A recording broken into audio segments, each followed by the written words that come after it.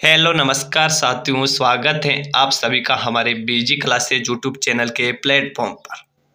तो साथियों में आज एक और नई क्लास आपके सामने लेकर आया हूं, जो गत प्रतियोगी परीक्षाओं में पूछे गए क्वेश्चंस की श्रृंखला है साथियों, जो राजस्थान जीके से संबंधित है, जो चतुर्थ श्रेणी बीएसटीसी पीटीईटी आदि परीक्षाओं के लिए बहुत ही इंपॉर्टेंट होने वाले हैं साथियों। तो चलते साथियों बिना किसी देरी करते हुए, और जिसने भी चैनल को सब्सक्राइब नहीं किया वो जल्दी से जाइए चैनल को सब्सक्राइब कीजिएगा और वीडियो को ज़्यादा से ज़्यादा लाइक और शेयर भी कीजिएगा साथियों। तो पहला क्वेश्चन आता है साथियों अपन का कि निम्नलिखित में से कौन सा इस्तेलाह कृत्या और स्थिति सही सुमिलित नहीं है, जो वीडियो परीक्षा 2021 के अंतर्गत पूछा गया था साथियों। भागकर पूर्वी सिरोही में स्थित है, बिल्कुल राइट है। गिरवा उदयपुर में स्थित है, बिल्कुल करेक्ट है। ये भी बोराट का पठार कोमलगढ़ से गोगुंदा के बीच में जो पठार है उसे बोराट का पठार कहते हैं, बिल्कुल राइट है। रामगढ़ पहाड़ी राजसमंद है, बिल्कुल गलत है। रामगढ़ पहाड़ी राजसमंद में नहीं है। तो इसका राइट आंसर क्या हो जाएगा? ऑप्शन नंबर डी, यानी कि यहाँ पर नेगेटिव क्वेश्चन पूछा गया है आपसे। नेक्स्ट क्वेश्चन आता है कि विंध्यन कगार भूमियां हिस्सा है, जो वीडियो परीक्षा में पूछा गया था।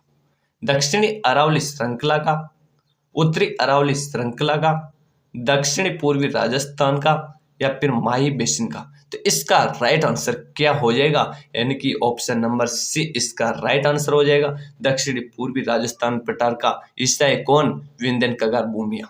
नेक्स्ट क्वेश्चन आता है कि वर्तमान में निम्न में से राजस्थान के कौन से जिले राष्ट्रीय राजधानी क्षेत्र की एनसीआर में सम्मिलित हैं, जो अन्वेषक सीधी भर्ती परीक्षा में पूछा गया था साथियों 2019 और 2020 के अंतर्गत। चार ऑप्शन आपके सामने हैं: अलवर एवं जयपुर, जयपुर एवं दौसा, भरतपुर एवं धौलपुर, अलवर एवं भरतपुर। यानी कि वर्तमान में निम्न में से राजस्थान के कौन से जिले राष्ट्रीय राजधानी क्षेत्र में सम्मिलित हैं? तो इसका राइट आंसर क्या हो जाएगा? ऑप्शन नंबर डी इसका राइट आंसर हो जाएगा, यानी कि अलवर और भरतपुर राष्ट्रीय राजधानी क्षेत्र के अंतर्गत आते हैं साथियों। कितनी बार एग्जाम में पूछा गया क्वेश्चन है, बहुत अच्छा क्वेश्चन है साथियों ये। नेक्स्ट क्वेश्चन आता है कि अरावली पर्वत से संबंध पठार नहीं है, यानी कि आपको यहाँ पर एक पठार बताना है जो अरावली पर्वत से संबंध नहीं रखता है साथियों, जो जैन परीक्षा के अंतर्गत पूछा गया था, जो डिग्री होती है उसमें। लसाडिया का पठार अरावली पर्वत से संबंधित है, बोराट का पठार अरावली पर्वत से संबंधित है, उडिया का पठार अरावली पर्वत से संबंधित है, और मालवा का पठार यह अरावली पर्वत से संबंधित नहीं है साथियों। तो अपन का राइट आंसर यहाँ पर यह पूछा गया है कि कौन सा पठार अरावली पर्वत से संबंध नहीं रखता है, तो मालवा का नहीं रखता है साथियों। तो इसका राइट आंसर क्या हो जाएगा? ऑप्शन नंबर डी हो जाएगा साथियों, यानी कि मालवा का पठार।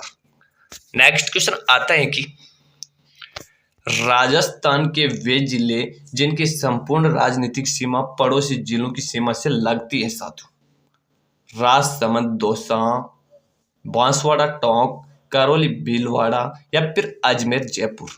राजस्थान के वे जिले बताने साथियों आपको जिनकी संपूर्ण सीमा राजनीतिक सीमा पड़ोसी जिलों की सीमा से लगती है। तो इसका राइट आंसर क्या हो जाएगा? ऑप्शन नंबर ए हो जाएगा साथियों, यानी कि राजसमंद एवं दौसा। नेक्स्ट क्वेश्चन आता है कि निम्नलिखित कथनों पर विचार कीजिए, यानी कि अरावली पर्वत श्रेणी विश्व की प्राचीनतम है, अरावली प्रदेश अधात्विक खनिजों पे संपन्न है, अरावली राजस्थान में एक जल विभाजक का कार्य करते हैं। इनमें से आपको वह कथन चुनने हैं साथियों जो बिल्कुल करेक्ट है साथियों।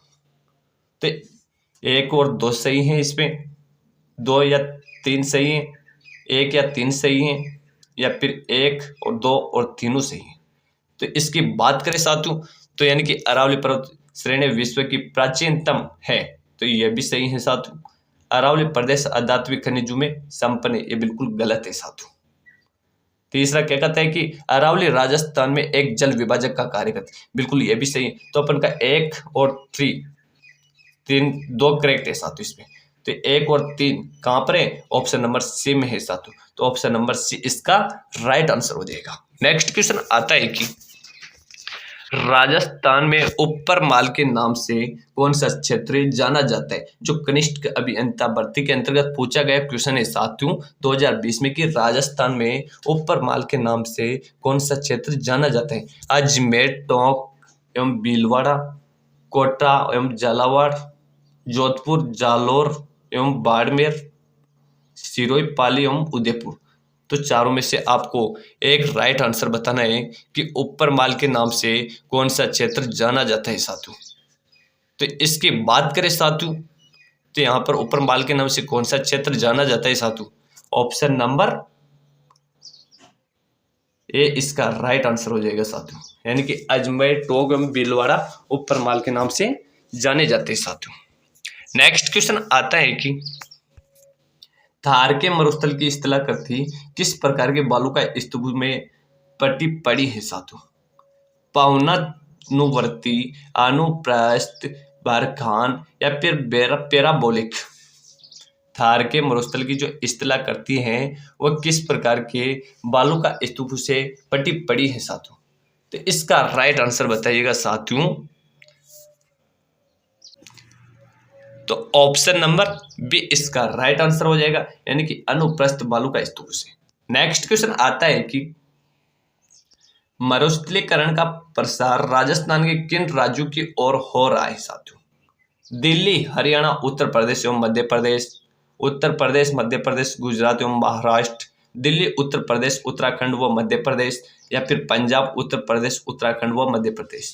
तो इसका राइट आंसर क्या हो जाएगा? ऑप्शन नंबर ए इसका राइट आंसर हो जाएगा, यानी कि दिल्ली, हरियाणा, उत्तर प्रदेश व मध्य प्रदेश राज्यों में मरुस्थलीकरण का प्रसार हो रहा है साथियों। नेक्स्ट क्वेश्चन आता है कि